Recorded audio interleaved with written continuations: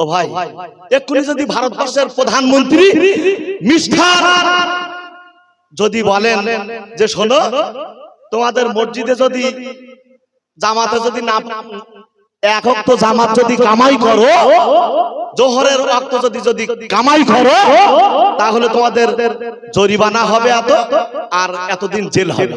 দেখো মসজিদে ভাই জায়গা হবে। মহান আল্লাহ পবিত্র কালামুল্লাহ শরীফের ভিতরে স্পষ্ট করে জানিয়ে দিলেন, ইয়া আইয়ুহাল্লাযীনা আমানু দুখুলু ফিস-সিলমি কাফা ওয়ালা তাত্তাবিউ খুতুওয়াতিশ শাইতান ইন্নাহু লাকুম আদুউম মুবিন। মহান আল্লাহ সুবহানাহু তাআলা ঈমানদারদের লক্ষ্য করে বললেন, হে ঈমানদারেরা,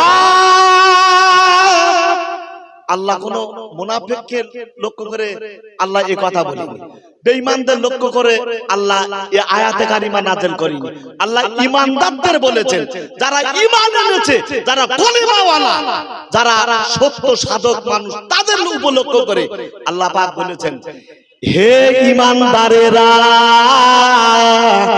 তোমরা পরিপূর্ণ রূপে ইসলাম ধর্মে দাখিল হয়ে যাও, আর তোমরা কুফরি করিও না। আমার বন্ধুগণ, মহান আল্লাহ আমাদের বলেছেন যে তোমরা পরিপূর্ণ রূপে ইসলাম ধর্মে তোমরা দাখিল হয়ে যাও, তোমরা শয়তানের পথ অনুসরণ করো না, তোমরা শয়তানের পতঙ্গ তোমরা অনুসরণ করো না। নিশ্চয়ই শয়তান তোমাদের চরম পরম শত্রু।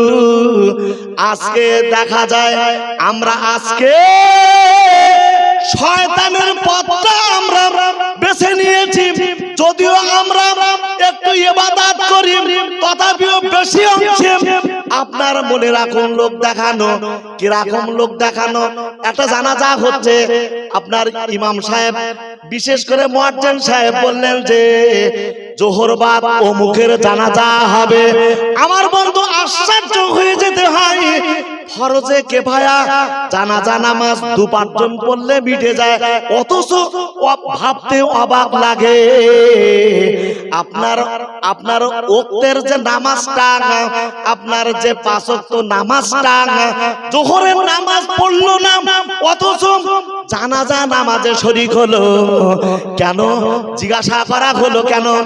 উনি বললেন যে আমি যদি একটু না আসি তাহলে লোকে আমাকে বলবে অমুক মারা গিয়েছে, অথচ অমুক ব্যক্তিটা আসলো না। মান সম্মানের দায়ে সে জানাজা নামাজে শরীক হচ্ছে।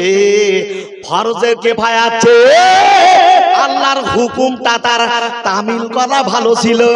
আসলে তো সে লোক তখন নামাজ পড়ছে, আবার আল্লাহর ভয় নেই, এমনি নামাজ পড়ছে, কি লোক দেখানো। কিরকম? ও ভাই, ফজরের নামাজে না একদম লোকজন নেই, আর ডাকলি বলে আমার সময় নেই, আমার কাজের ভাগ নেই, অনেক কিছু অজুহাত দেখায়। অজুহাত খাটবে বাপ, কোন অজুহাত সেদিন আর আল্লাহ দরবারে খাটবে না।